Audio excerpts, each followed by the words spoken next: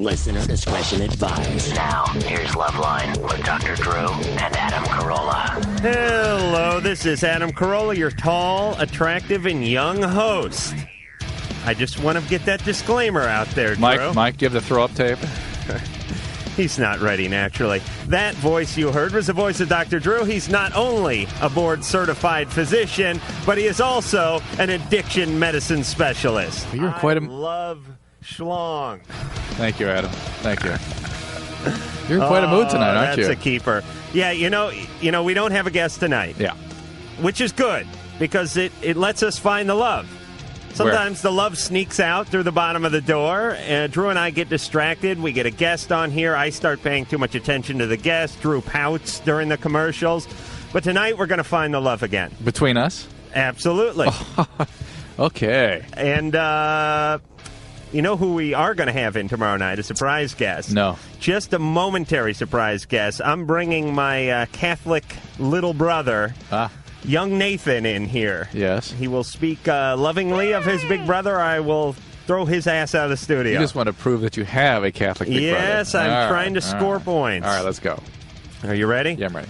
Yeah, he'll just come in and say hi for a second. Okay. Chris, 19, you're on Loveline. Wait a minute. Let me get the phone number out. 1-800-LOVE-191, 1-800-568-3191. Fax number 310-854-4455. And it's Chris at 19 again. Yeah, Chris? Yeah. What's going on?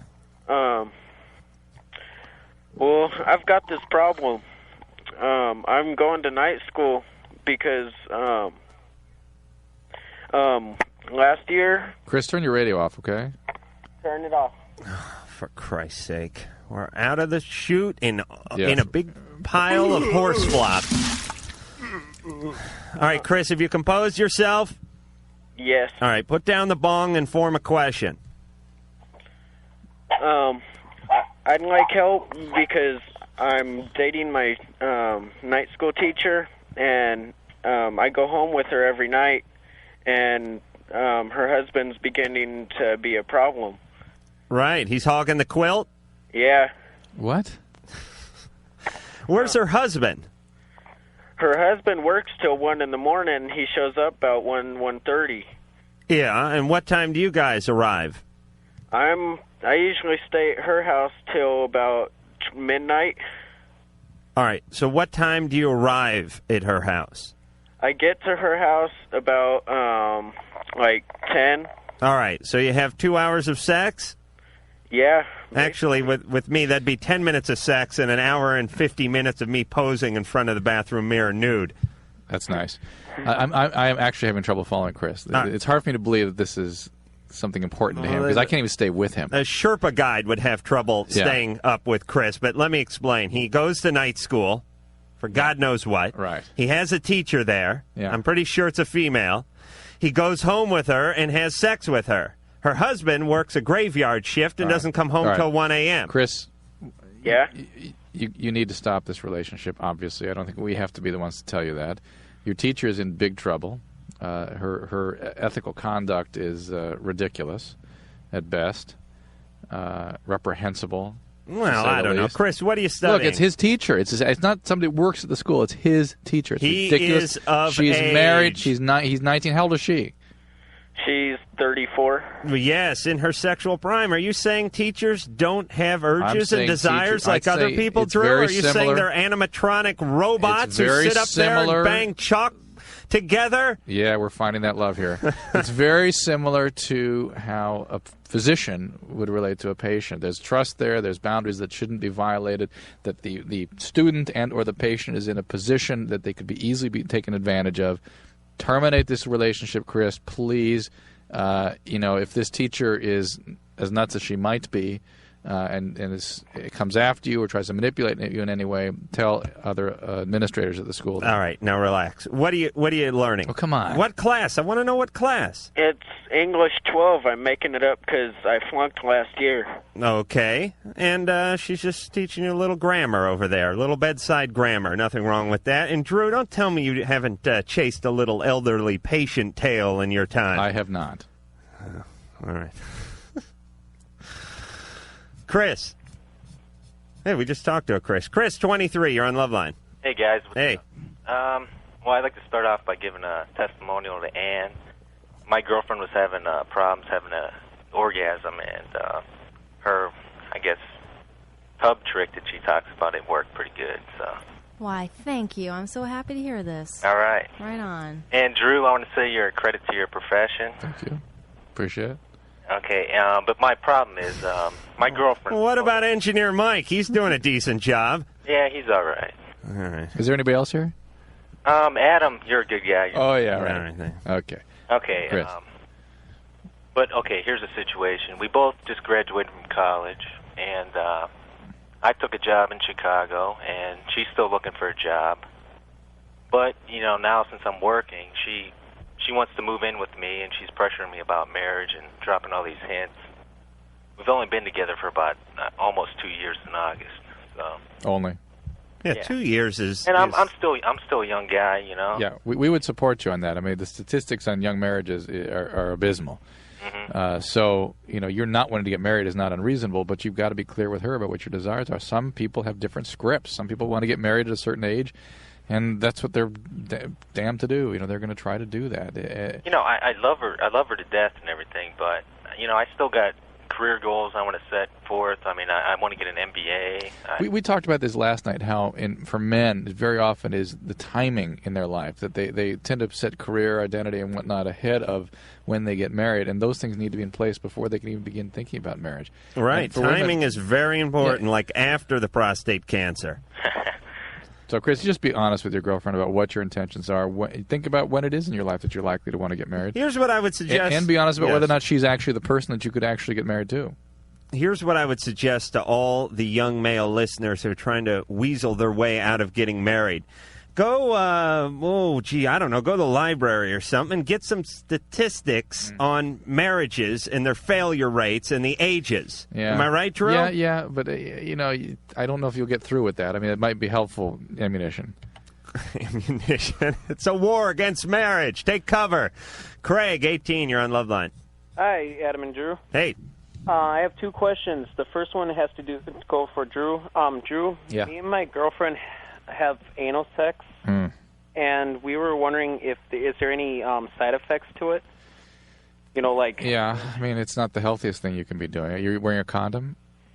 Sometimes. Sometimes. Well, for her, I don't know what your risks are for sexually transmitted disease, but that's to be a receptive partner in that kind of a behavior is a very efficient way to contract a sexually transmitted disease if there's one there to be transmitted. Oh, there's the beeper. Craig, let me hop in while Drew tends to his beeper. Okay. Because I have a theory about anal sex and men. What is your reason behind being behind your girlfriend? Well, I think it's just more enjoyable. Mm-hmm. And then, of course, afterwards, like after we have it, we end up having sex too. Uh-huh. And she likes it that way because I end up lasting longer. Yeah, I'm guessing if you could get some anal sex, you could probably get some straight-ahead sex, too. I'm guessing if it's the same person.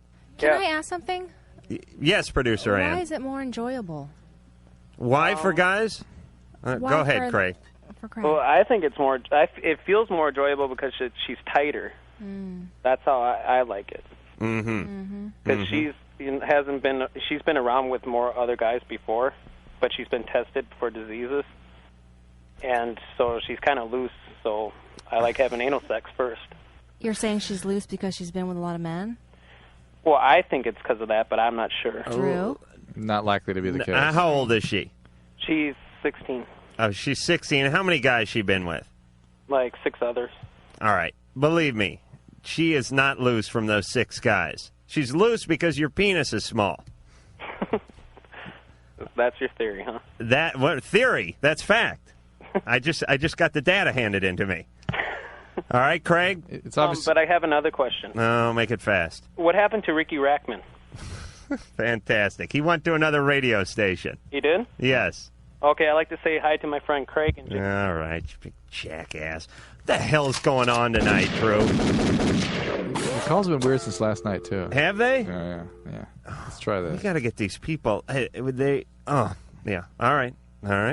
Yeah. What am I supposed to trust your instinct now, No, Drew? no. Sarah, 27. You're on Loveline. Hi, guys. I want to get you back on the right track here and say not only do you all there do a wonderful job, but I'd also like to say that Susan, Drew's wife, is that her name, right? Mm-hmm. She does a wonderful job to be able to take care of those kids and Oh, let me tell you. give up her own identity, and I really would... Let me tell you, Sarah, there's a whole family of illegals living at Drew's house taking care of those kids. Hey, there should be. Hey, you know, she's going to come down here with a hatchet. She is this close to killing me. Yeah, she is. Oh. No, she does. It's a phenomenal job she has to do, and plus with my hours and things. And But she does do, I must say in her defense, she does a wonderful job of cracking the whip in front of all the nannies. Well, that's great. No, I would like to have her back on the show. She was just hilarious. She really put Adam in his place, and I think it was a lot of fun. Yeah. But I just wanted to say thanks to her because I know she's listening a lot, and you guys do an excellent job. Thanks, Sarah. You guys have a nice night. Oh, boy, that was it. That was an all right call. All right. Nothing wrong with a little butt licking once in a while. DJ, you're 19. You're on Loveline. Hi. Hey. This story might Adam might like, and the question goes for Drew though. About 2 summers ago, got involved in the Truth or Dare contest. Got into a very sexual thing, and eventually became friends with one of the females from it. And that female became very obsessive with the idea that no one loved her. So that female purposely got herself pregnant by 2 different people, not me, to have a child. And since she's had the child, though, I've seen her and just out of sexual desire, we've had sex. But I'm afraid that she's, fallen in love with me the same way she wanted to have that child. Right. All right. DJ, does she have 1 child or 2? She has 1 child, but there were two people that inseminated her. How old is she?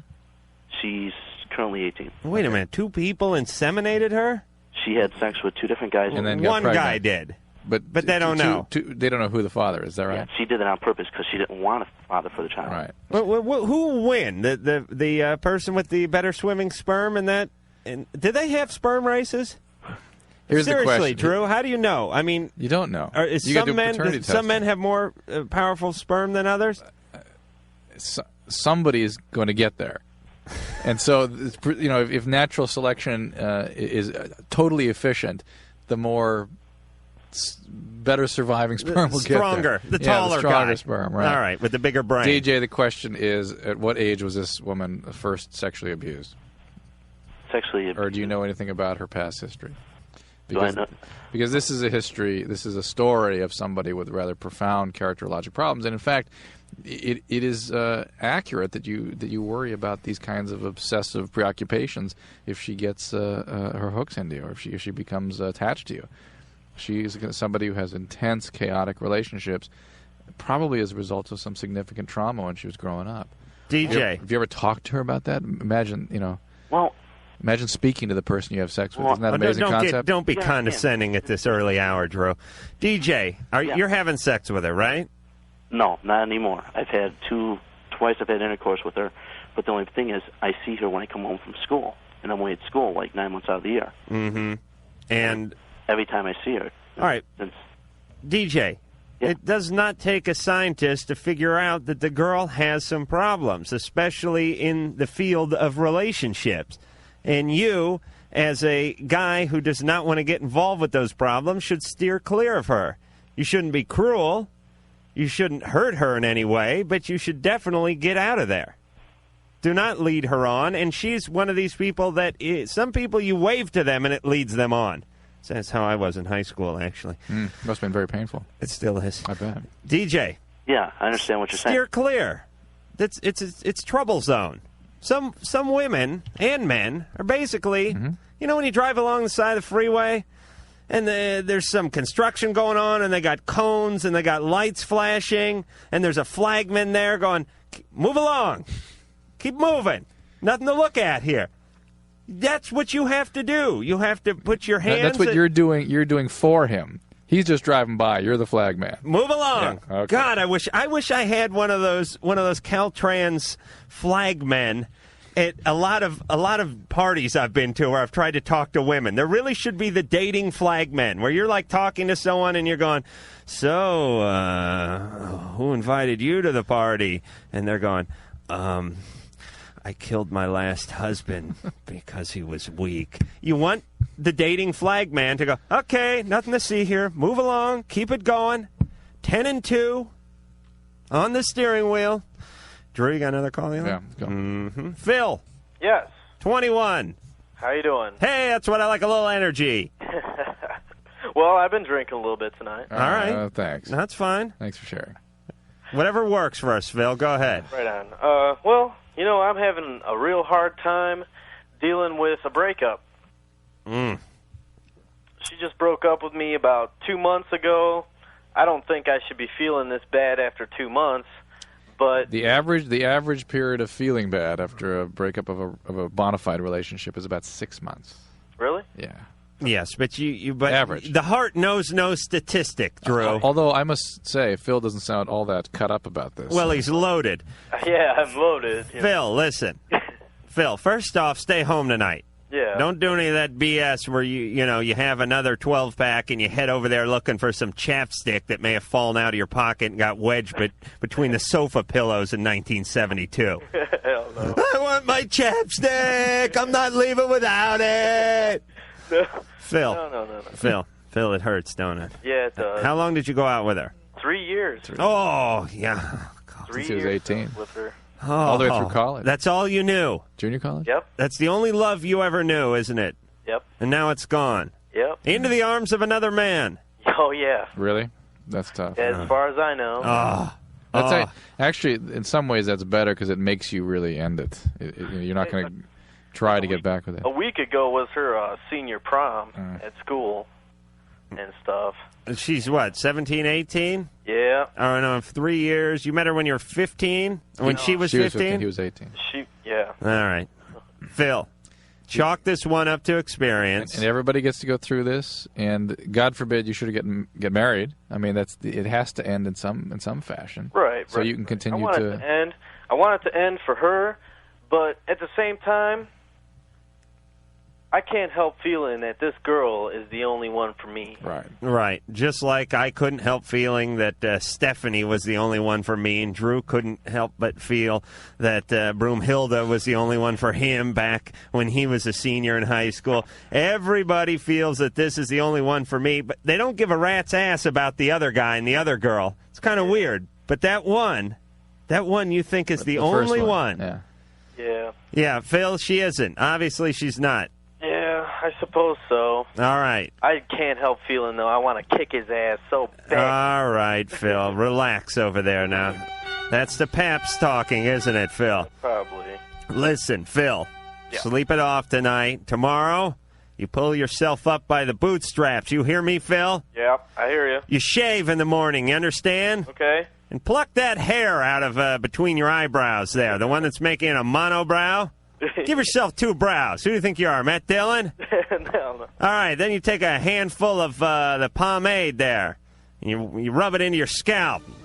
You take that comb, the one that never breaks, and you slick your hair back. Okay. You go in the closet and you pick out something flirty. Something flowery. Yeah, something that makes you feel pretty. Okay. Vertical stripes make you look taller.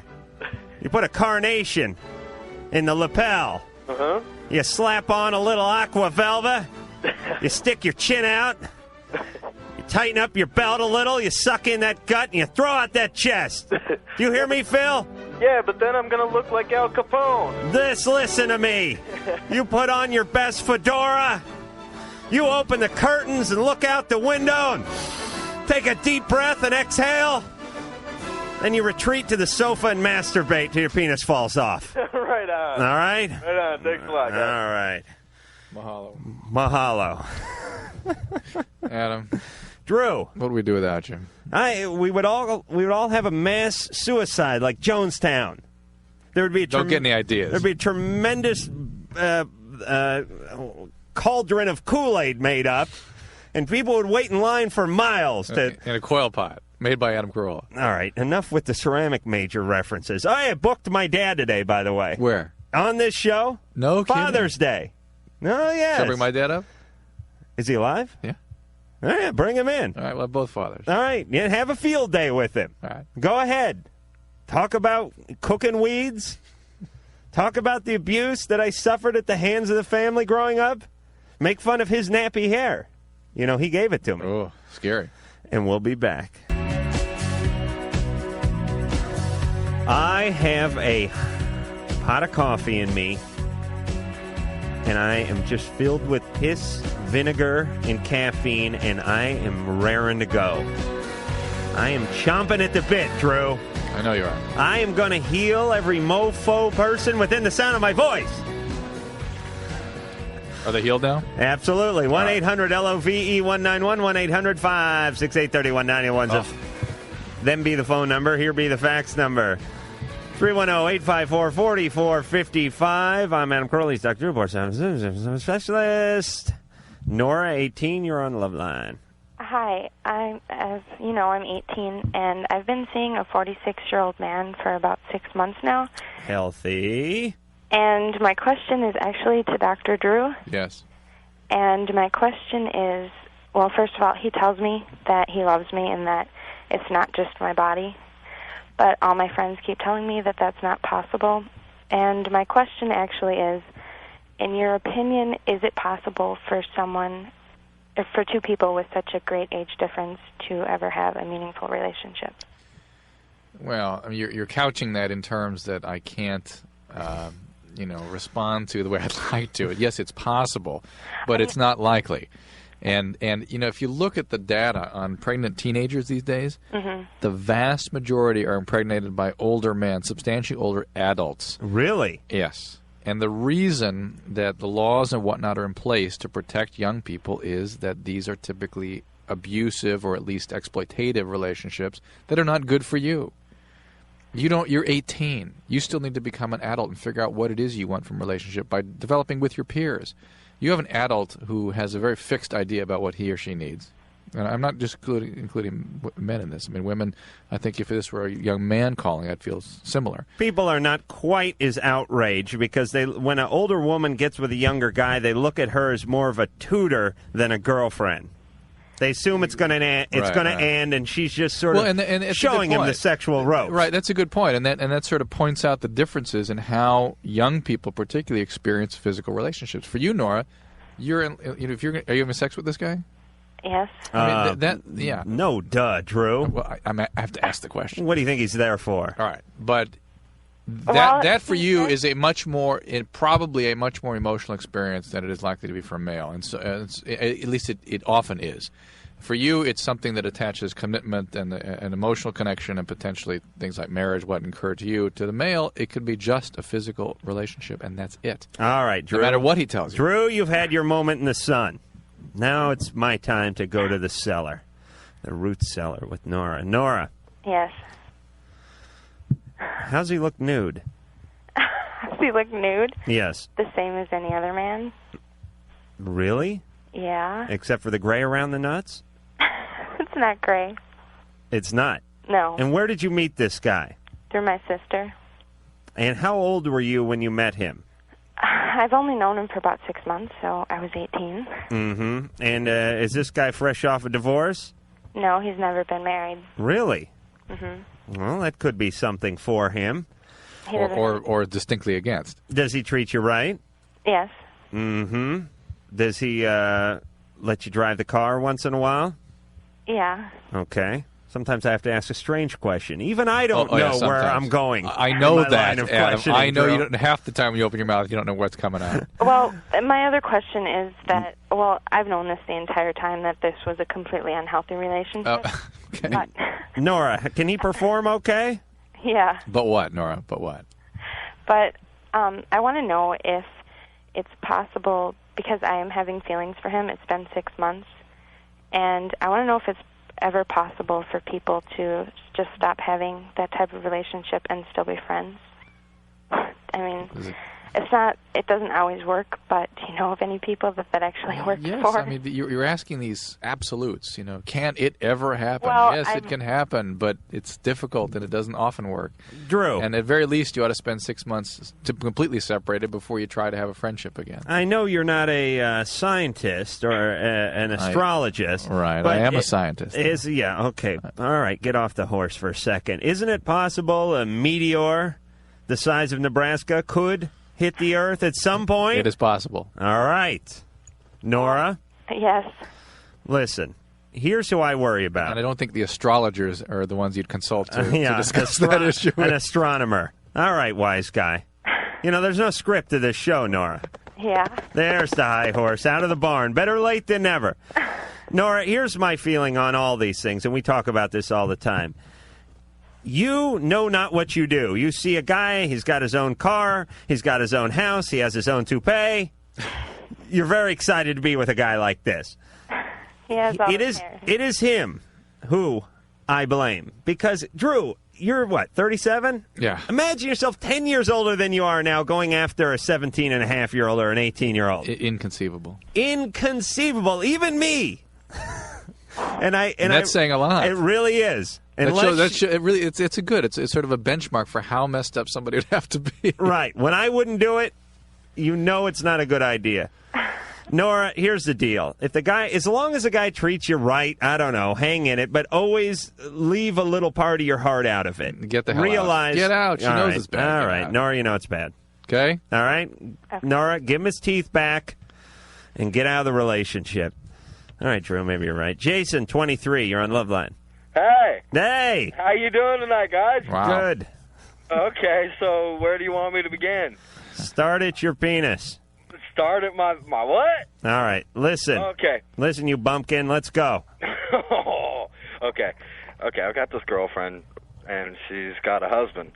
Now, my problem is we all live in the same house. Wait. Yeah. Yeah, I mean, straight out of Geraldo, you know, I sit here and think, my God, that should be me on that show. How old is she? How old is she? Oh, God, 35. Is she going to kill me when she hears this? 35. How old is he? He's a little older, 38. What's their relationship like? He pretty much stays to himself. He's got a little problem that I won't go into. What is the problem? The problem? Oh, God. It's the glass dick. He's got a methamphetamine problem. He smokes it through a glass tube, and all right. This is a sick situation, right? Yeah. You've got a severe addict in the household. The codependent to that addict is seeking refuge by hanging out with you and sort of taking a hostage. I'm guessing Jason's no stranger to the meth pipe himself. Bong. A year ago, I could say that I was, but I'm clean now. All right, but now you're lying? I'm clean and she's clean, so... Yeah, but nobody's in recovery. I go to NA. Okay, thank you. And so she... Thank you. How long have you been in NA? That 12-step program. Good. How long have you been in NA? About 6 months now. And what does NA tell you about your first 6 months of sobriety? About having relationships. About having relationships? Well, like something like this is completely unheard of. Thank you. And that it jeopardizes your sobriety quite profoundly, doesn't it? Well, yeah. Yeah. Jason, plus, you're living with an amphetamine addict. For Christ's sake, if that's your drug of choice, that drug is going to be exposed to you. You're eventually going to find your way to it. Your brain is going to drive you to it. And you're in this dysfunctional relationship, and you're 6 months into your sobriety, which congratulations. Well, wait a minute. She's in a dysfunctional relationship. He's just banging someone's wife. Well, basically, yes. But Jason, imagine if this thing explodes, the relationship, this household. That is a threat to his well-being. Speed kills, doesn't it, Doc? Do you know? Are you relax? No, wait a minute. Came in his shorts. Wait, do you know what? Did I tell you? Hang on a second, Jason. Yes. Did I tell you this? Yes, 1,000 times. All right, forget it. People on amphetamine get very violent. What's the story behind speed kills, Drew? The fellow by the name of David Smith, who runs the Haight-Ashbury Free Clinic up in San Francisco, coined that phrase not to lead people to believe that if you do speed, it will kill you, which it can, but that people who do speed get violent and kill other people. All right. Now, Jason. Yeah. Are you totally sober? Yes. Really? Yes. I put that on my little girl. You don't smoke pot. You don't do beer. No. Okay, no Jason. Alcohol. Yeah. You are living in a powder keg. Do you understand that? What did your sponsor tell you? I've let him know a little bit. Jason, they're divorcing. Jason, what kind of an honest program is that? I mean, you got to get with it. Get honest. Not very. Call your sponsor when you put the phone down from us, and he'll kick your butt a little bit, and that's what you need. I should? Absolutely. Jason, honestly, what did you expect us to say? I don't know. All right. I just wanted to know if I was like the freak of Sacramento, or if it was just me. No. Is it just me? It might be the freak, but you certainly have shown and placed, and you're making a strong run to be titled the freak of Sacramento. But look, I'm sure it doesn't make you happy to be in this situation. It's an unpleasant situation. I'm sorry you're in it, but you need to deal with it. Your sobriety is too important. He's got to get out of there. Yeah, he's got to get with the program. All right. Jennifer, 24, you're on Loveline. Hello. Hey. I have kind of a silly, embarrassing question, but Good. It's totally true. We don't care if you lie, just as long as it's silly and embarrassing. Okay. And titillating. All right. I like to say that word, titillate. I know you do. My Don't say it anymore. boyfriend, who I've been with for like a year and a half, when we sleep together sometimes, just like fall asleep together, sometimes in the middle of the night I wake up and he's kissing me and like touching me and like messing around with me, but he's asleep. Mm-hmm. And last night it got to the point where he was almost having sex with me, and I think it's kind of strange. And then he kind of wakes up and like goes into it, but it bothers me, and I think it's kind of weird sometimes. Have you discussed this with him? Yeah, but he doesn't know what causes it. Like, is he definitely asleep? Yeah. This is a guy you're just friends with? No. This is my boyfriend. Oh. What do you care where he feels you up while you're asleep? Well, I also wonder if it could happen with someone else. Like, I just wonder, like, what causes it, and then... Is he on any medications? No. Let me explain something, Jennifer. Okay. The penis never rests. Penis never goes to sleep. So this is something normal? Like this? Absolutely. The mind falls asleep, but the penis never stops. Let me interrupt The penis is like that big nuclear-powered clock they have over there in Geneva or wherever it is. It keeps going. It has to, in order to keep all the other clocks in line. Okay, so this is something that... Because I've never been with another guy that this has happened. Okay, hold on. Does he walk in his sleep or have night terrors or anything else? No, nothing like Just this in his sleep? Just this. Do you know for a fact that he's actually asleep, or is he just telling you he's asleep? No, I believe him. He says he's asleep, and I believe him. Yeah, but you know what it is. Drew, you've done this before. You fall asleep, you get an erection, you start rolling around, you feel the pressure, the blood's out of the brain, it's into the weenus, you start feeling a little amorous, you roll along, you pop it inside, your dog gets very upset, scurries into the next room. You know, you've been there, haven't you, Drew? Drew? No. Well, then... It's normal, Jennifer. It's totally normal. But probably. So what if he was with a friend, like sleeping in the same bed? Could the same thing happen? No, he knows where he is. But maybe that's what this is all about. Maybe he's reserving that story for an excuse in the future. Oh, that's diabolical, Drew. You set it up this way, and then you have yourself an affair with a couple of hookers at some brothel and claim that you've just fell asleep in the heart-shaped bed, that the coins that you'd fed into it to get it to do the cyclo-massage action had lulled you to sleep. You woke up, you were half asleep with this erection, and you put it in the first open orifice you could find. That is brilliant.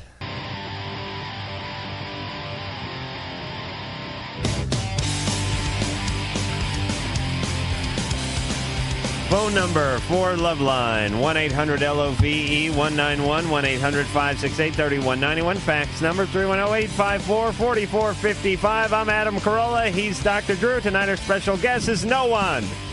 Yeah. Tomorrow night, my Catholic little brother will come in here and see if I can get some women going through the sort of sympathetic route.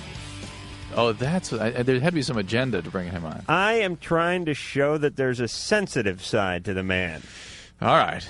All right there, Drew? After you abuse my kids and my wife. Absolutely. You're supposed to be redeemed with this. All right. I love That's all fine. of man. Yeah. Ann, 17, you're on Loveline. Hi. I have a question.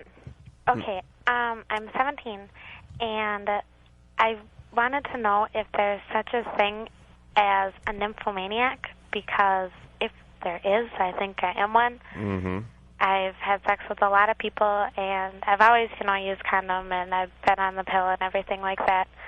And I've never busted into anyone's relationships or anything, but I've had sex with a lot of people, and I love sex, and I wanted to know if there's such a thing as an nymphomaniac. What is a lot of people? I probably about... You know the exact number. Now give it to us. No woman in the world does not know the number. Absolutely. Ann, very seriously, just one moment. You know the exact number, don't you? Yeah. It's right at the tip of your fingers, isn't it? At all times. Uh-huh. And that hemming and hawing is nothing more than a badly disguised acting job, isn't it, Ann? Yeah. All women know the number. Go ahead, Ann. 48. Okay. And how old were you when you first had sex? I was 14. 40. No, I'm not. I can't believe 48. Yeah. That's a lot. Yeah, it's a lot. I know. Was there anything that happened to you before the age of 14? No. Were you ever raped? No.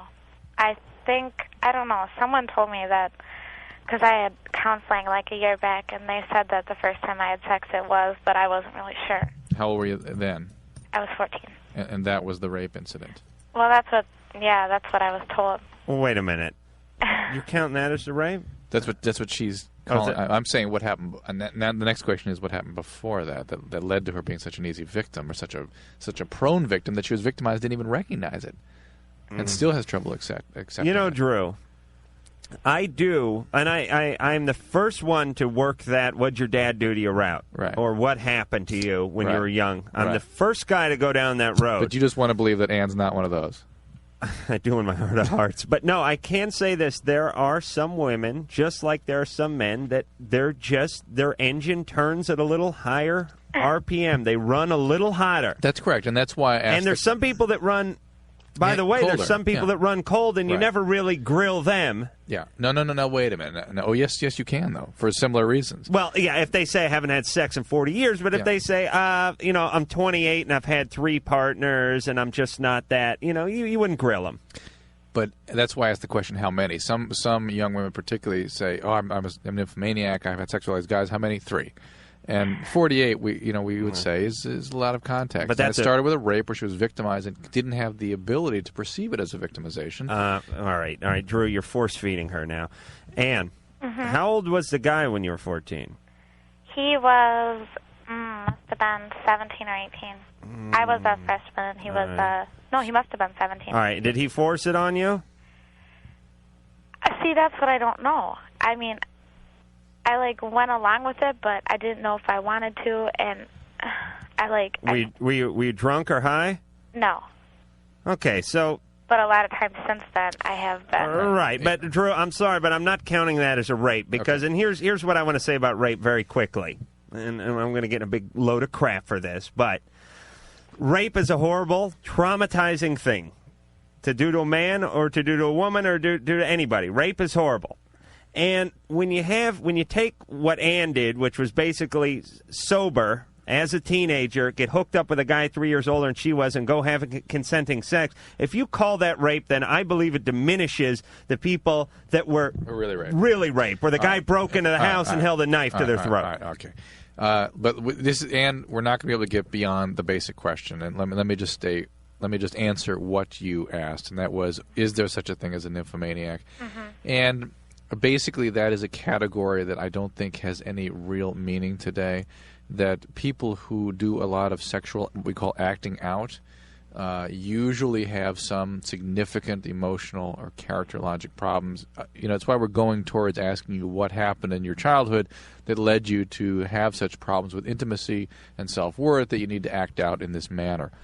So it's nymphomaniacs usually implies sexual acting out that is not particularly enjoyable and is sort of self-destructive, and that's usually the situation in which you're describing. Yeah, and Ann probably isn't enjoying it as much as she claims to, or she wouldn't have called up and presented it in the form of a problem. And really, people find true meaning from intimate, empathic connections with people, not from physical, fly-by-night. On the other hand, you cannot totally rule out the horn dog factor. Drew, Gary, 24, you're on Loveline.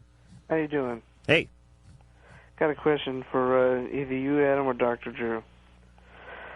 Me and my wife have been in a marriage for almost 3 years now, and she's got a son from a prior relationship, and we had a child herself, and we just had our second child, which makes her our third.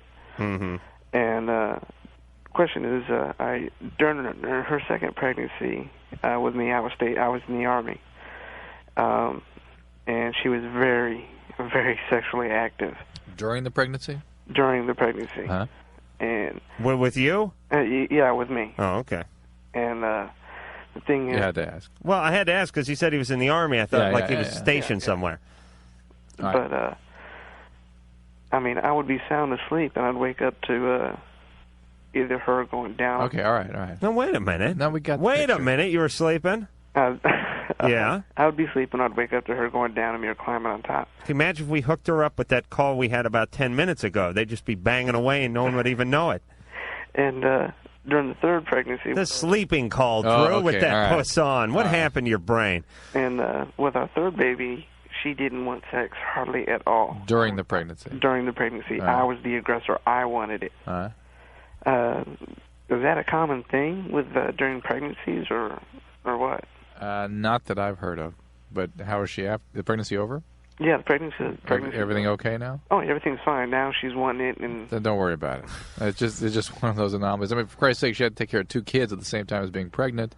I mean, there's a lot of other things that factor into somebody's sexual desires other than their blood flow. Gary. Yeah. Let's not live in the past here. Right. Your wife was pregnant. She turned off the sexual hot plate for a couple of months while she got her thoughts and hormones in order. Right. Now she popped the kid out and she's right back on schedule, right? Yeah. All right. Carry on, as they say in the military. Go forth and conquer. All right. Go forth and hump your wife. I think it says that in the Bible, actually, Drew. Cheryl, 23, you're on Loveline. Where? In the Bible. Where? Oh, in Job, 15. Yes? Yes, Cheryl. Hi, yes. Yes. Hi, my question is that the fact that I met a guy at a bar on Friday night, and we were talking and hanging out, and then I slept over at his place, and then Saturday we spent all day together, and we were going to play a joke on his friend. And his friend, Kevin, I called him up, and I pretended that I saw him at work and that I liked him and whatever, and he can give me a call. So that what happened, and then I started talking to the guy Kevin, like, intermittently throughout the past week. But I've also seen the other guy that I started to see in the beginning on Friday. But I'm starting to have feelings about the guy that we were playing the joke on. Good. In the beginning. And they're good friends. And Good. I think the second guy is actually, he's very ethical. And I think he takes friendship very seriously. Or at least I hope he does, because that's the kind of person that I'd want to go out with. Right. Okay. So because you can't have him, that's why you want him. Well, we had this. Well, I don't know. Actually, I talked to the guy on the phone, and he sounds very interesting. We had a version of this call last night. Okay. First off, it serves the guy you're going out with right now right for you to go over there and fall in love with Kevin. Because he put you up to this, didn't he? No, actually, I thought of it. You did? Yeah, it was a joke. He didn't put me up to it. Actually, I was very willing to go and make a joke. Because Whose idea was it? It was my idea, and I'm the one who made the call, and I actually... You said this guy who you'd known for 3 days, you met at a bar, you're basically just going over to his house for some cheap, lustful sex, and you said to him, hey, do you got a friend we could screw with? No, because the guy on Friday, we actually talked a lot, and we had a good conversation, and we got along in the morning really well, and we had a really good talk, and we were just playing. And I met his friend Friday night at the bar. And you said, let's call this Kevin up and screw with him. Yeah. That was basically totally your idea. It was totally my idea. All right. The whole conversation. Good. You deserve to be struck by lightning. So what do you think I should do about it, though? I think you should burn in hell is what you should do. That sounds like it will hurt. You should be tormented by the devil.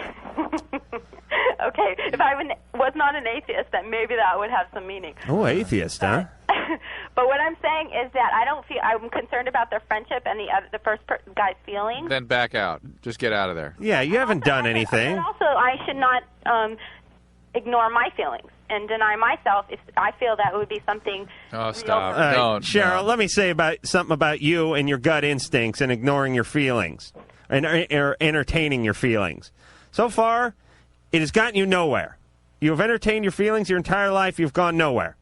Stop entertaining your feelings. No. Start listening to us. Forget about your feelings for just 1 minute. I want everyone to forget about their own feelings for just 1 minute. You know that gut instinct that your grandpa told you about? Forget it. That's gas. Well, he's dead, so. All right, but before he died, he told you about that gas. Ignore it. Forget about it. You have nothing with this guy, Kevin. You spoke on the phone and he was polite. Please. But live in reality. Oh, I've had enough of this nonsense. Phone number 1-800-LOVE-191, 1-800-568-3191. Fax number 310-854-4455. Let's try something interesting. Let's take a phone call. John, 24, you're on Loveline. How you guys doing? Good. Okay, I'll be brief. This girl told me something that I should try with women, and I want to try it with my girlfriend, and I don't know if it's real safe or not.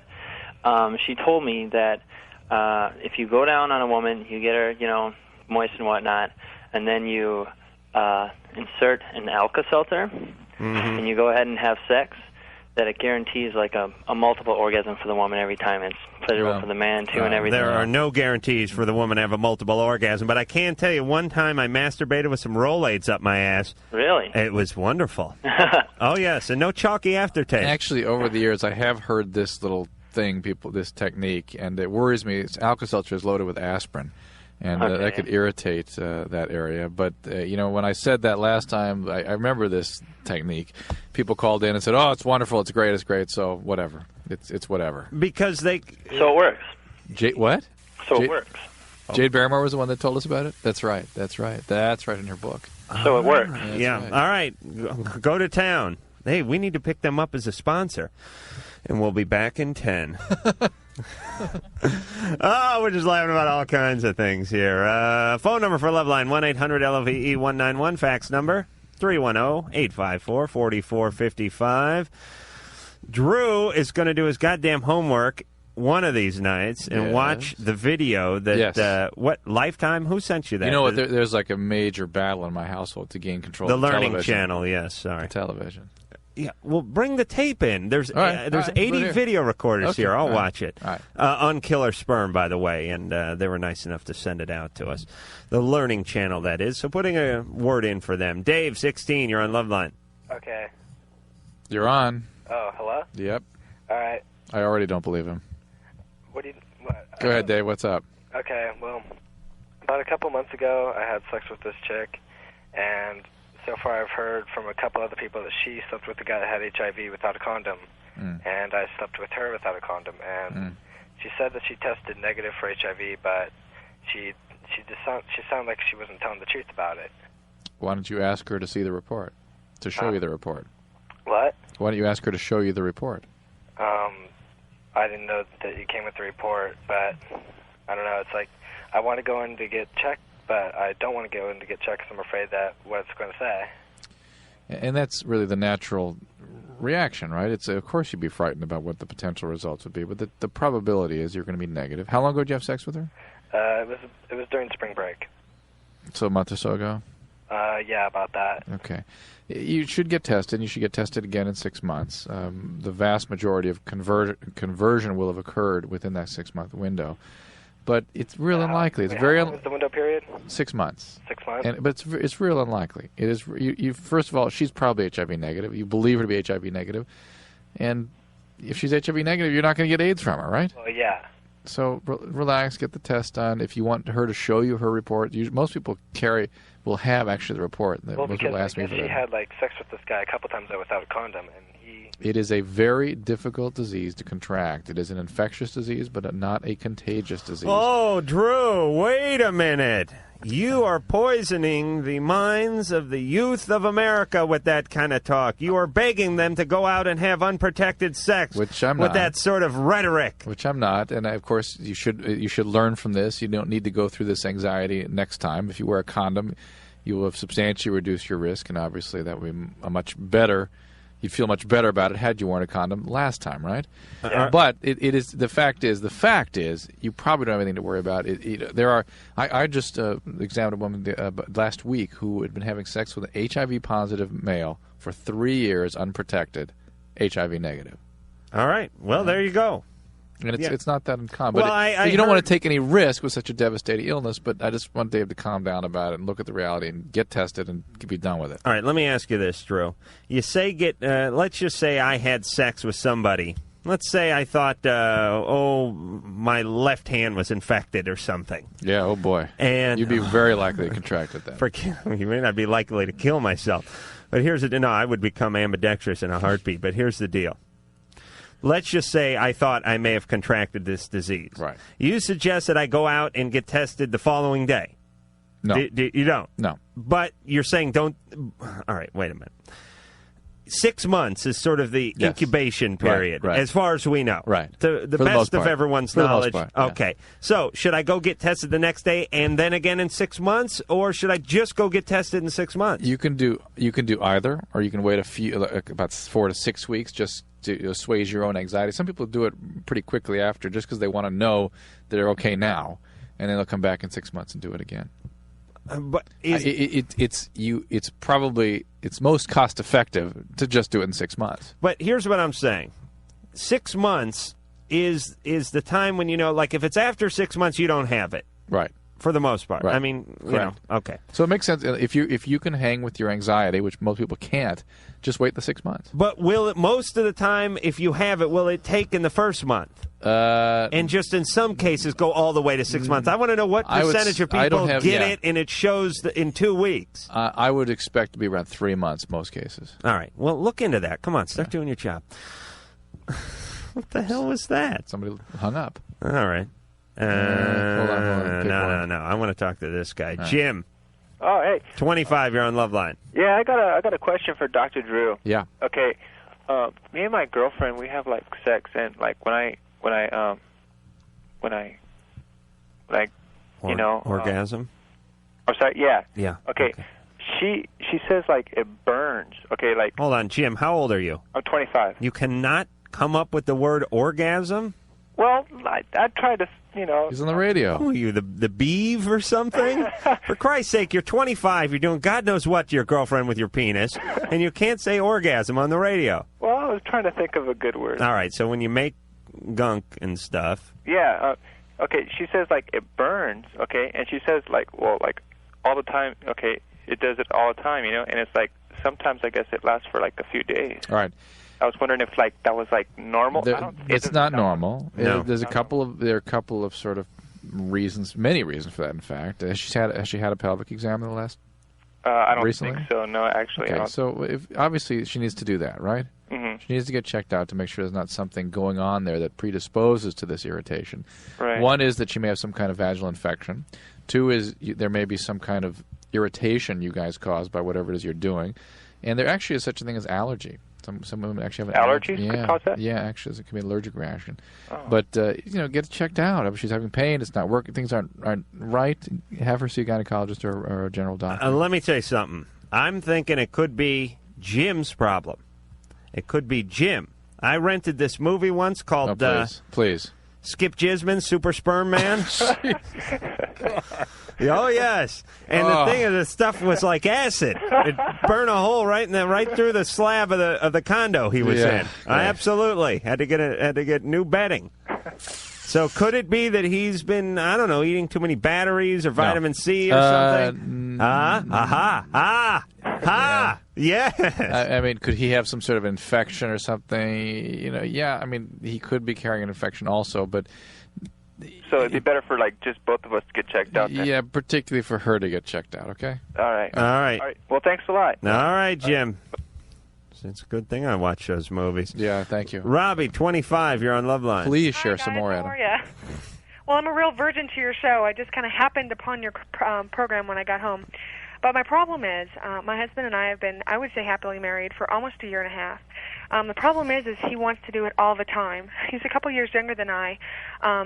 And it's, when we have great sex, it's great for both of us.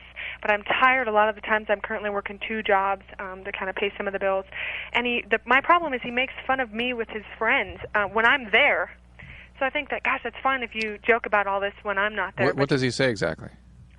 Oh, God, she never wants to do it. I want to do it all the time. And she's...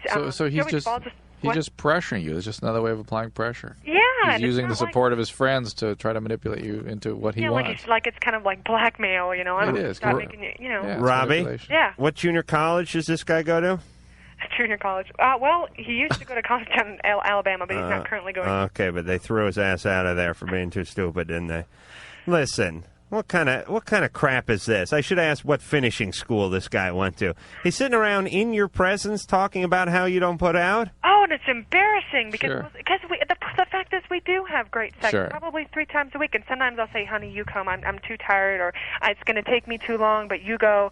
So he's going to get satisfied either way. So I don't understand why he has a problem with me not being able to go. And I'll tell you something, guys. This is no way to get into your woman's panties. You start talking about how your woman does not put out in front of your friends, it will become a self-fulfilling prophecy. Her vagina will slam shut like a castle door. It sure is embarrassing. I just want to say, "Now, guys, really," and they're like, "Yeah, right, whatever." You know, they're not going to believe me. Yeah. So it is. It's not fair. All right, this guy's all class. Now, what is he doing while you're out busting your hump working 2 jobs? No, he does. He is a flooring apprentice. He does, you know, and his hours are really wild. Flooring apprentice. Yeah, he does like. What is that, Adam? Carpet, linoleum. Well, Adam's. All right, this guy's on the fast track to nowhere. Flooring apprentice. Let me tell you, just being a floor is you should be ashamed of that title alone. Being a florist, That's the fancy word for it. a flooring apprentice. Yeah, this guy's a adhesive back tile technician is what he prefers. Let me tell you, Actually, sounds a little bit better. that is like being called like junior Cocor or something. That is the worst title I've ever heard in my life. Well, that's the best I guess I could come up with. He's all day on his knees banging his knee against that thing. You know that carpet stretcher? Yeah. Yep. Yeah, and he complains because it's too small. He's a pretty tall, big guy. So it's too small, and he does work really hard. And I don't have a problem with the way he makes his living. It's just I wish he wouldn't make fun of the whole thing when it's partially inaccurate and very embarrassing. Robbie? You know. Robbie? What? Did you ever bring the knee pads home and ask you to put them on? Well, he has pants, and they fit right in. Does he ever go upside your ass with a notch trowel? The hell's a notch trowel? Use the notch trowel to put the mastic on the floor. He gets into that more than me. Mastic's adhesive he used to put the tile down or put the Mastic, flooring you know down. the lingo. No, oh, baby, you want to talk flooring? I'll go head to head with any man when it comes to flooring. Adhesive back tiles, linoleum, pavers, Vinyl tile. ceramic tile, vinyl tile. We come to my house? No, absolutely not. Robbie. So you definitely agree that it's Yeah, not this guy's out of line, even for a flooring guy. And let me tell you what goes on, because I've been in the trades. These guys work in a closed environment without much ventilation, and they're basically sucking up toxic adhesive for their entire... They're on their knees, they're down in all fours, and they're Really? just basically spreading this toxic, caustic mastic on with a notch trowel, and they're basically sucking the fence. It rots your brain. Well, I mean, inhaled hydrocarbons will do that. We'll dissolve your frontal lobes. Yes, absolutely. How long did you do it for, Adam? Years. There's actually Okay, something. there you go. Oh, jeez. Oh yes, yes. I've sucked up many a toxic dust cloud in my working days. Christina, it's amazing I'm so lucid. Christina, Yeah. you're 15. Hi. You want to talk flooring? What? Okay, good. Hi. Okay, I have this problem. There's this guy that I really like. I like him a lot because I like him a lot, and I know he likes me a lot. But my dad has a problem with his age. How old is he? He's 20. We don't have a sexual relationship or anything. It's strictly just, we get along really great.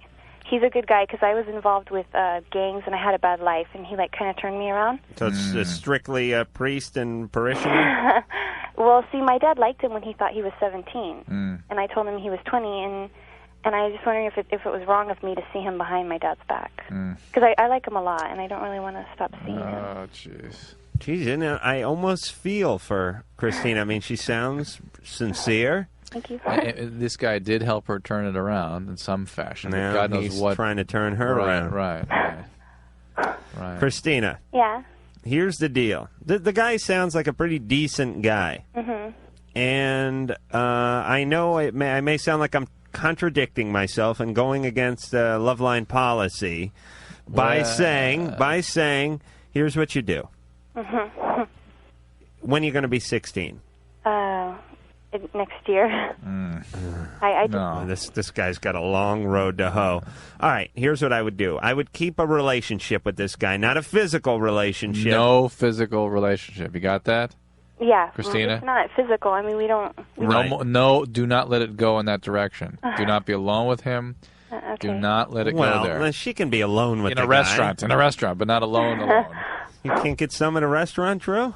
No. Listen, Christina. Yeah. Keep a relationship. Keep him at an arm's distance. Mm-hmm. Have an emotional or a psychological or a verbal relationship. Mm-hmm. Things I'm planning on trying one day myself. But nothing physical. Mm-hmm. And then see how things go. Dad loosens up a little. You get a little older. Mm-hmm. You know what I'm saying? And just we'll let the chips fall where they may. The at that worst point. thing that could happen to you is if this guy is not what she thinks he is. She gets a physical relationship and then he leaves. Right. That would be a disaster for her emotionally. Actually, the worst thing that could happen to her is if an anvil landed on her. But in terms of relationships, you're saying? Yeah. Oh, okay. Yeah. Short of you showing up there. Yeah. All right, wise guy. Yeah. Jewel, 28. Hi. Hey. Hi. Alrighty. I wanted to talk to Dr. Drew, actually. Yeah. Hey. Where's Mike and his laugh? Is she there, Jewel? I think Jewel's gone. That was weird.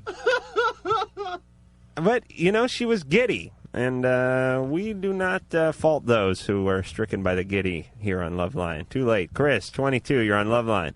Hi, guys. Love Hey. the show. Thanks. Here's my dilemma. I'm a 22-year-old college student, and I've been dating this 26-year-old for about a month and a half now. And this is the problem. She has a 3-year-old daughter. And I don't know, everything is going okay, and half my friends say that I should keep on going out with her, and half of them say I should get out of the relationship. I like her a lot, but I don't think I'm ready to take on that responsibility at all. I was just wondering what you guys would do, or have you been in this situation before? Adam's about to reveal something personal. No. I dated this Vietnamese chick who had 19 kids. All right, I've never been in this situation. I've never, but I would think it'd be. I can tell you. I can tell you. What? And we've talked about this before. To me, it's just one of those things where it's sort of a preference thing. I have guys who are my contemporaries who I went to high school with and who I've remained close with, who got involved with relationships, ended up marrying the woman. Mm-hmm. The woman had a kid or two from a prior relationship. They were thick as thieves immediately. The guy ends up adopting the kid and loves him like it was one of his own. How old were those guys usually when they got married? They probably met when they were in their mid-20s, like a late 20s, or early 20s, and maybe got married in their mid to later 20s. Can you understand that at 22 this would be a pretty overwhelming proposition? Yeah, but at 24 it certainly is heard of, and it's not unheard of at 22. And if you're up to it, and it's a little bit of a challenge. I mean, just put it in the context of how much difficulty guys have. I'm not discouraging him, by the way, but I'm just trying to be.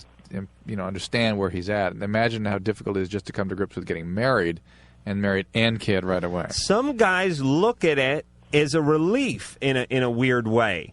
That it's sort of like, hey, I moved in an apartment, and already was furnished. And, all right, maybe I don't like the sofa and the rug combo so much, but at least I don't have to get the truck and go to IKEA and deal with the whole mess. Uh-huh. You know what I mean? You don't got her. Let me tell you what happens when a woman gets pregnant. Very irritable. You get either you get too much sex or you get no sex at all. It's one or the other. They start growing a beard. They get the acne on their back. It's a horrible, messy situation. And then if anything goes wrong, they blame you. As a matter of fact, even if it all goes right, they blame you through the entire process. Am I right, Drew? And when the child's delivered, there's usually an episode of and it's depression. It's not like it is in the movies either. Yes, that's postpartum depression. There's blood, and there's this thing called the placenta that comes sliding out, and it's a disaster, Chris.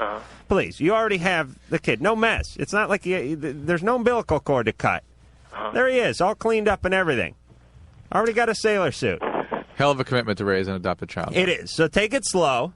Okay. Don't commit because you don't know. No. Don't listen to your dorky buddies. Okay. Are they going to junior college? No, we're not at junior college. All right. This is a 4-year thing. All right. And that's just what it is, isn't it, Chris? It's a 4-year college. All right. It's not a 6-year college, not an 8-year college. You hear me? Yeah. All right. Why is he 22 and still at that 4-year college? Then? Let me tell you something about my buddy Zeb. Zeb? Was he Zorbak's son or adopted son? This is Zeb. I hope he's listening. He lives in the Bay Area now. God bless Zeb. I went to high school with him, graduated the same year I did. He went to UCLA for a semester, a quarter, whatever they're on over there, and then he went off to Berkeley to go to school. Very prestigious college. You know, got his SATs in order and got his admissions thing and wrote a basically like a "oh come on" letter, and they let him transfer. I went to his graduation from Berkeley. Yeah. In 1987. Yeah. Okay. Right. Let me put some of these. I was 23 or 22 or something. He still has not graduated.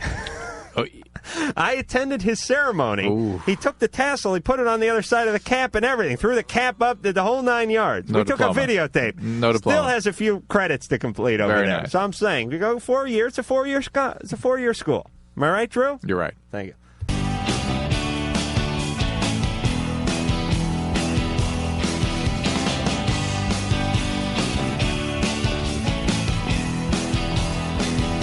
Phone number 1-800-LOVE-191, 1-800-568-3191. Fax number 310-854-4455. I'm Adam Carolla. He is Dr. Drew. He's a board-certified physician and Dixon medicine specialist. He's all full of himself. And it's back to the phones we go. We found the love tonight. There it is. Hey. It's good to be back. That's right. I felt it going down my leg. Oh, jeez.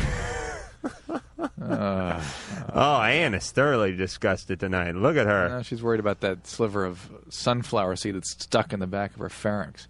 It's lodged in the back of my throat. Ann came in here. Let me enlighten the listeners. Ann came in here, not the last break, but the break before it, about 20 minutes back, and basically said, "I got a sunflower seed." I was and it's panicking. Stuck in me." And then Drew was on the phone, so Drew gave her a "hey, get lost" look, and then she came back. Go get a flashlight. She came back 20 minutes later, or 5 minutes later, with a flashlight. Mm-hmm. And I'm asking, are you an orthodontist, Drew? No. What do you know about the gums? It's not the gum. It's the back of her throat they got. What? Yeah. Really? I thought it was just in your gum. No. Where is it? Let me see that. It's in the back of my throat. Want me to get the flashlight again? Baby, I'll tell you, when you sit on a bag of those sunflower seeds, then you'll get the flashlight, and we'll talk. Okay. Hey, is that the call you wanted? Janie. Yaney? Hello? Hey, you're on Loveline. You're 19. Hey, I'm 19 and I'm a senior in high school, and I just had my senior ball, and I haven't had sex yet at all, and I had my first kiss a couple nights ago. Nice. Really? Great. My first kiss. Good. And it's not like that I'm ugly or anything. I'm fairly good looking. I mean, I'm very athletic. I played basketball in high school. I mean, I'm very athletic. What'd they do? Hold you back a grade? Well, it's a long story. They didn't Okay. really hold me back a grade, but What happened? anyways. What happened? We were in like a whole different country. Oh, really? Yeah. Oh, that's good. Yeah, do the international thing. Yeah. That works good. What country were you in? Germany. What country were you in? Huh? What country were you in? Middle East? Huh? Germany. Germany. Yeah. Oh, yes. I know how the Aryans work. Huh? Were you in Germany, or did you just hear me say Germany? No, I was in Germany. Is that weird? That is bizarre. Yeah. I said Germany. Yeah, you did. Well, that's weird. All right, wait a minute. Now, let me just take this time to tell everyone not to mess with me. Do you understand that? How many countries are there? There's got to be at least 10. Am I right, Drew? At least. There's Germany. Mexico. From Mexico. And Denmark. Sweden. Oh, wait a minute. Sweden's a country? Yes. Okay. And what about where the French live? What's that called? France. All right, there's 5. Right there. Now, I had only a 20% chance of getting Germany right, and I pulled that thing right out of my ass.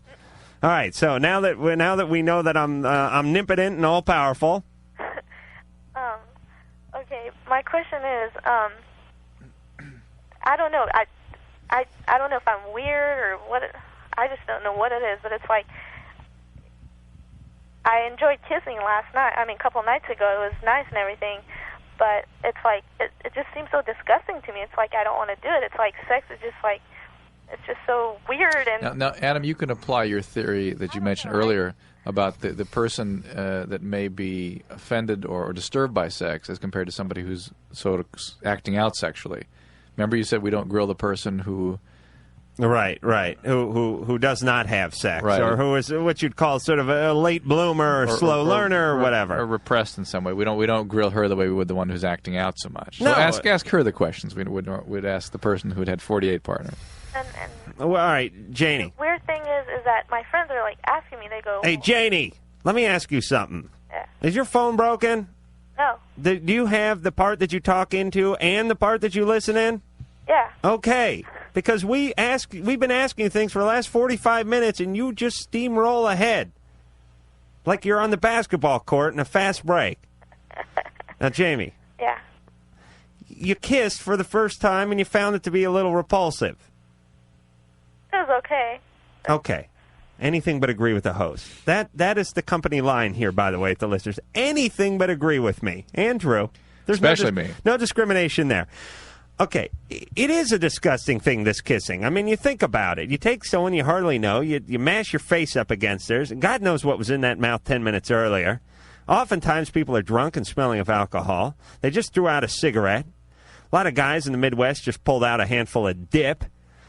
And there you are, you're rubbing tongues, and you're getting all kinds of flavors and tastes. I mean, you know how disgusting it is when your mom licks her finger and says, hey, you got some dried egg on your lip, and she rubs that thing on there? That's disgusting enough. Imagine doing the whole licking thing. Really, the only reason people do that is because they think they're going to get some sex. That's the bottom line. Or the relationship's new and they're trying to make a good impression. So, Janie. Yeah. What's wrong with me then? Then how come I'm not having Nothing's wrong with you. It's always just a little weird at the beginning, and you're just beginning a little later than most people. Most people are 15 when they're having their first kiss, and they think it's a little weird back then. I meet a lot of guys and everything. It's just I just don't let them on. What do you think might make you afraid of intimacy in relationships? I don't know. Nothing. It was all this moving you did when you were a child. Did that create difficulty in you developing relationships with your peers? Going to different. She doesn't hear us. All right, Janie. Okay. Yeah. All right, Janie. Janie. Yes. Here's our final thought. Yeah. No more guys. Move on to women. No. Stop. Well, she's not listening. Might as well just give her nonsensical advice. Well, I think she got hit in the head with a basketball. David. Yes. 26. Yes. Calling from a frigate somewhere in the Pacific. No, I'm not. Well, not now. No, I'm home, and I'm home to stay. Okay. Just sounds like you're in a frigate. Well, I'm on a cellular phone. All right, what's going on?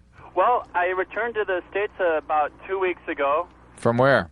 I was in Zaire. I did a trip through the middle part of Africa. I was gone for about a year. Right. When I was over there, contracted all of the normal stuff, malaria a couple of times, dysentery. Beautiful. Yeah, all of that fun stuff. So anyway, weren't you taking malaria prophylaxis? I was taking Halodrin and I was taking chloroquine. It didn't do much good. That, by the way, was just at a brothel in South Africa. That was before he actually went on the trip. Were you taking it properly?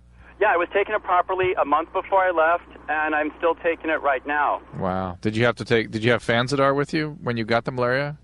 Did I what? Did you take Fanzidar when you got the malaria? No, I didn't. They gave me, when I actually got sick, they didn't have much medication for me. Oh, my God. Yeah, so the one thing I'm worried about, though, when I was over there in Zaire, the western part, I was in Goma, and I did some volunteer work there for the refugees that they had over there. Right.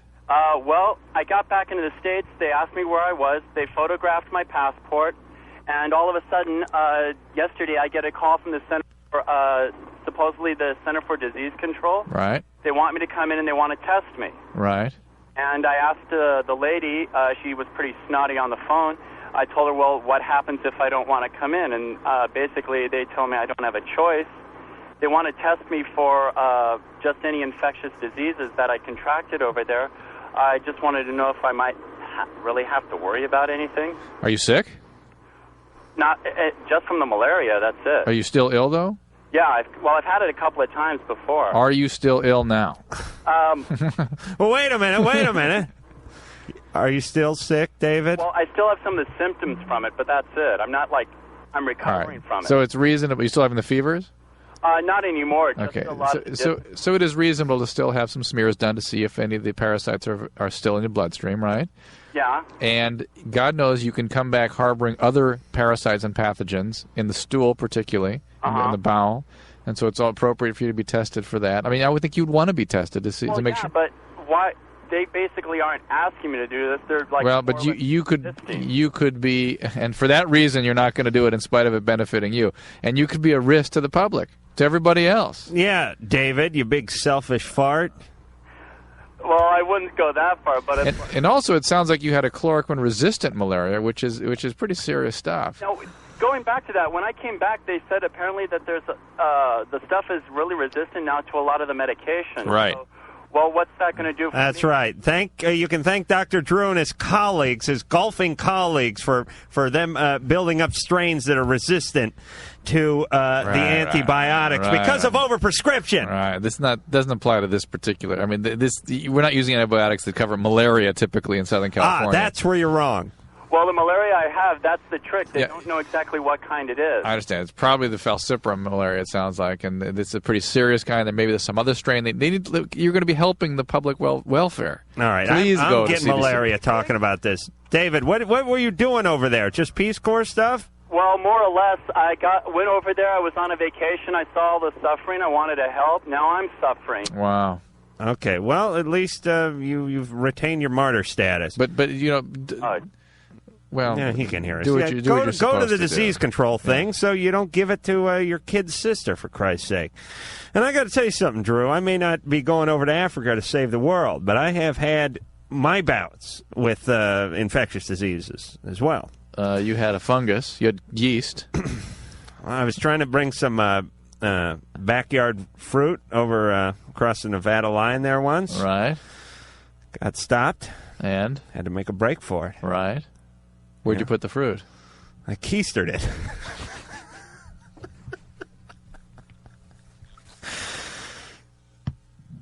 A crap fruit salad.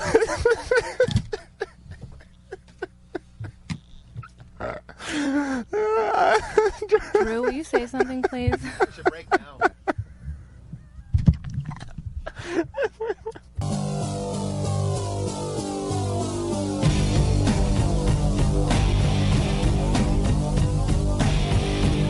Did I tell you guys about the week that we're going to have after we get through this week?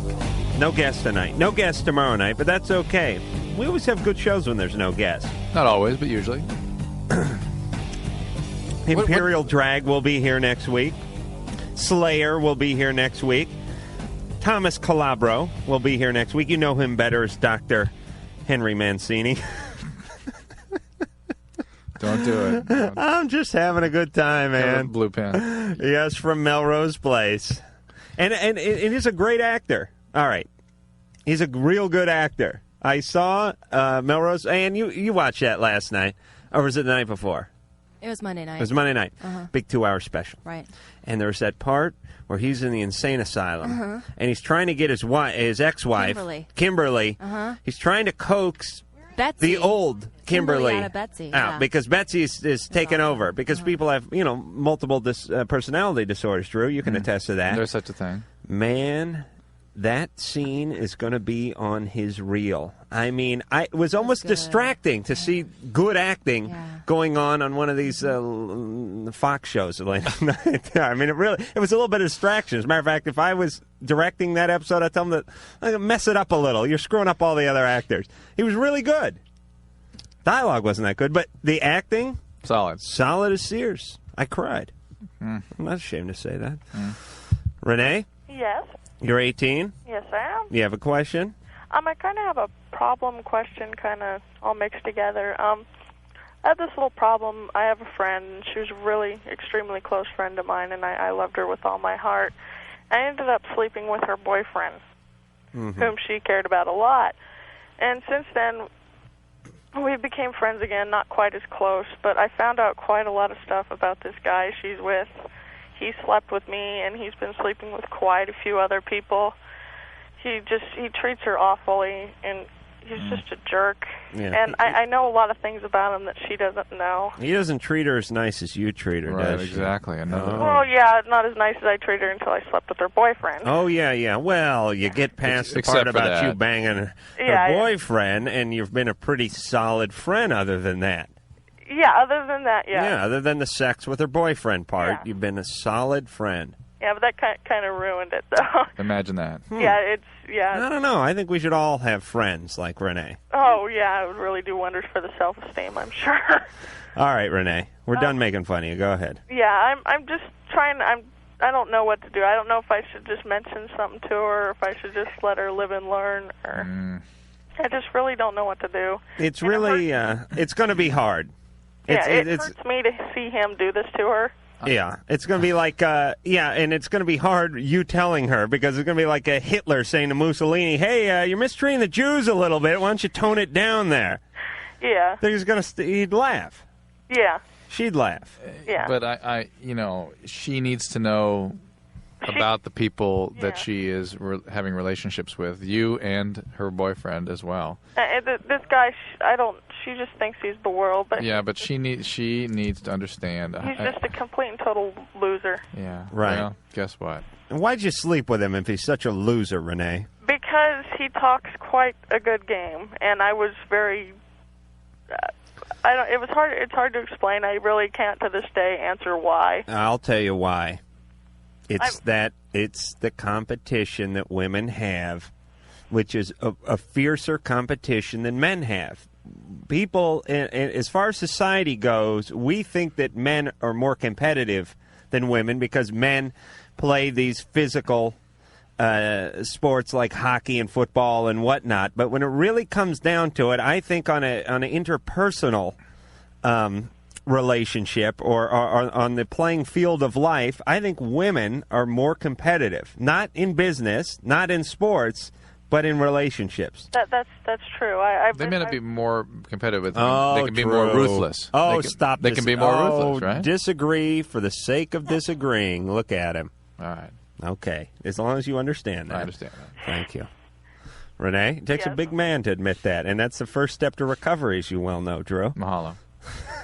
Renee? Yes? The guy's a jerk. Oh, completely. And if you are her good friend, you're going to have to basically just come clean. And Hey, you say may be what you said to us. You may be sacrificing the relationship, but it is putting well, her. I've already sacrificed. Yeah, it's putting. That's right. That's right. You're putting her interest ahead of yours. And once she ends up getting rid of this guy, we'll help you guys heal Perhaps. a little bit Perhaps. because it's a little bit moot once Right. the guy's out of the picture. But you say to her exactly what you said to us. You know, hey, all right, I slept with a guy. I'm not pretending like I didn't. I'm not pretending like I'm not sorry and that I didn't screw up. But I think you should know the following about the guy. As if she didn't get an inkling already by the fact he already slept with her good friend. Lance, 26, you're on Loveline. Yeah, I have a question. I just got a jacuzzi, and I'm wondering if I have unprotected sex with a girl in it, isn't that pretty safe as far as... No. No? Well, no, that depends. What's the shape of the jacuzzi? Is it kidney bean shape? No, it's square. Uh-huh. It's ridiculous. Wait, it's ridiculous is what it is. It is. So Lance, at age 26, is under some false impression that the heat from the jacuzzi will somehow kill the sperm? No, not entirely, but in one of my psychology classes, they brought that up. It can reduce the sperm. Right, I understand that. Okay, but what about her vagina being full of chlorinated hot water? No. No? No, don't. I don't know why that sounds funny. No, it's not safe. It wouldn't be killed instantly when it came out? No. Okay. No. Well, that was easy enough. No, but the kid could go on to be a pool man. Or a water polo player or something? Absolutely. Lance, which junior college do you attend? Excuse me, at 26? No, I've graduated. Oh, okay. Good man. All right. I'm Trying to keep the Loveline listeners on the straight and narrow through a constant barrage of insults. Mike, education through intimidation. That's New my motto. plan. Yes, Very nice. that goes right along with my weed and seed and the whole boob world I'm going to be building soon. Oh, it's expanded now. It was just a ville before. Oh, a city. Boobville, yes. No, I've expanded to Boob Land and Boob World now. Soon to be Boob Universe. Mike? Yeah. You're 23? Yeah, I am. How you guys doing? Good. Good. My question is I somehow I've got a real addictive behavior. About a year ago, I started gambling, and it's affected my relationship with my girlfriend a little bit. And it started off where I was betting $50 a football game or something, and it's gotten to the point where, betting $5,000-$6,000 a week. And the thing is, I stopped for about 3 weeks, and I promised her I was going to stop, and I have. My whole thing is probably this question for Dr. Drew. Can I go a long period without relapsing, or is this an addictive behavior that I need to get some kind of help? Oh, yes. No, it's an honest enough question. There's They ways. have Gamblers Anonymous. Yes, they do. But if in the broadest sense, an addiction is a progressive behavior that impacts on important areas of your life that continues in spite of that. You understand that? In other words, your relationship is being affected, but yet you continued to gamble through that. Yet you have been able to get it under control at this point. The sort of, for me, a real acid test as to what the natural history of this is going to be is whether or not you have a biological family history of alcoholism. Do you? No. Are you addicted to anything else?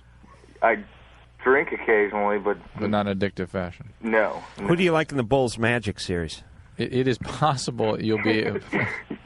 Oh man, stay away from it. My main problem has been that it was such a cycle where I'd go 15 games and win 12 out of 15 games and make all this money.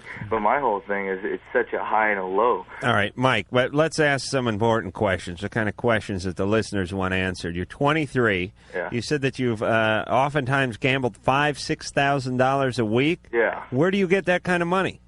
I work, and the thing is, I made so much money gambling. I've given most of it back, but the whole thing is it's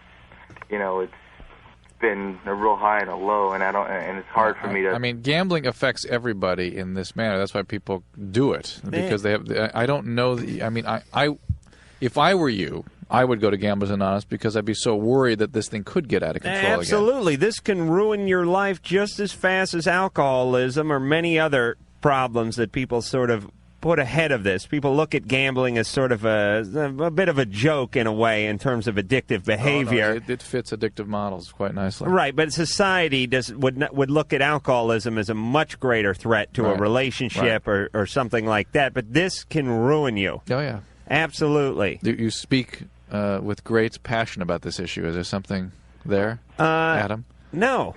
Part of my job is to speak about things I know nothing of and have never experienced with great verve. Oh, that's what I'm doing right now. No, I know, I've heard enough stories about, Art Schleister and guys like that ruining their careers, Pete Rose and all that kind of stuff. It's very addicting, and it ruins you, and it's not that much different than any other addiction. Any other high. So the good thing is at least you don't have the sort of biological chemical thing that you're putting into yourself, but you do have the chemical, the serotonin thing or whatever your brain is creating. The dopamine and the endorphins that are released, but it does not. It's not the same biological intensity because it's not pharmacologic. All right, so go there on go get yourself involved with GA or whatever it is. Right, Gamblers Anonymous. All right, Mike. Take care of yourself. All right. $5-6 grand a week. And I'll bet his girlfriend was fine with him when he was winning. Because I bet here's the thing. When you win gambling, it's free money.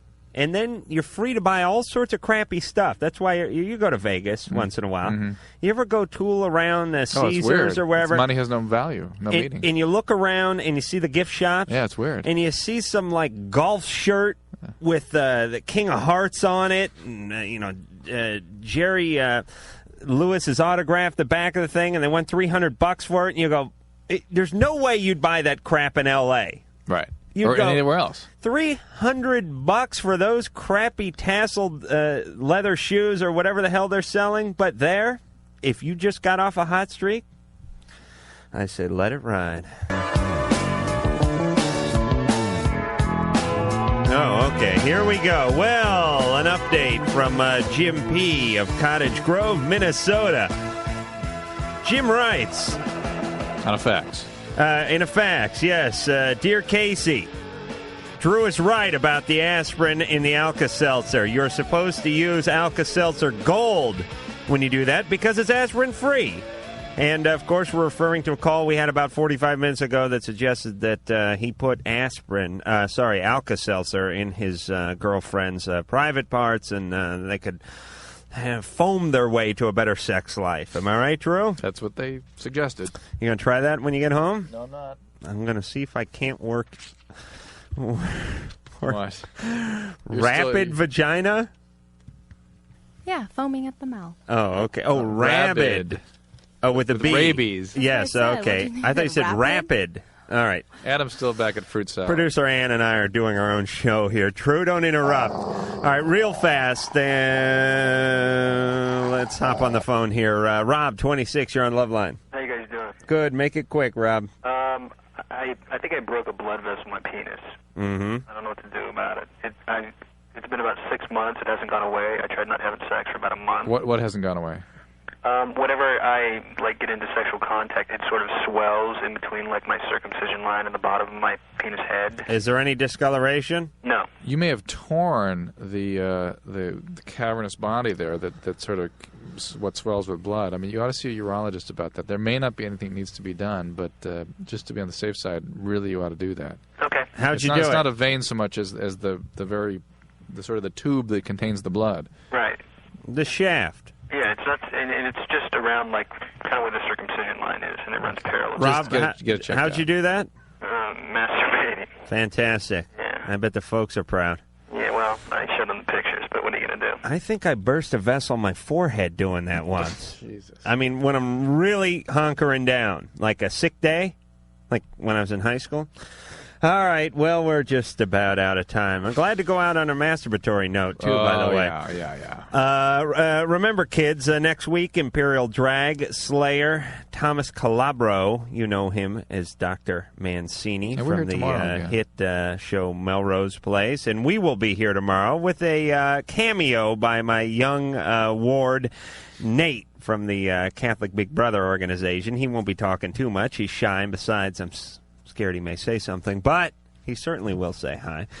So, for the fabulous Lisa, the phone screener, the fabulous Sherry phone screener, the Loveline Angular one, the one with the throat that hurts, perhaps your husband, Ann, could put a tweezer on the end of his penis and get that shell out of there tonight. All right, jeez. And the one nut one, Engineer Mike, this is Adam, Carolla, and the lovely Dr. Drew saying, please join us tomorrow night.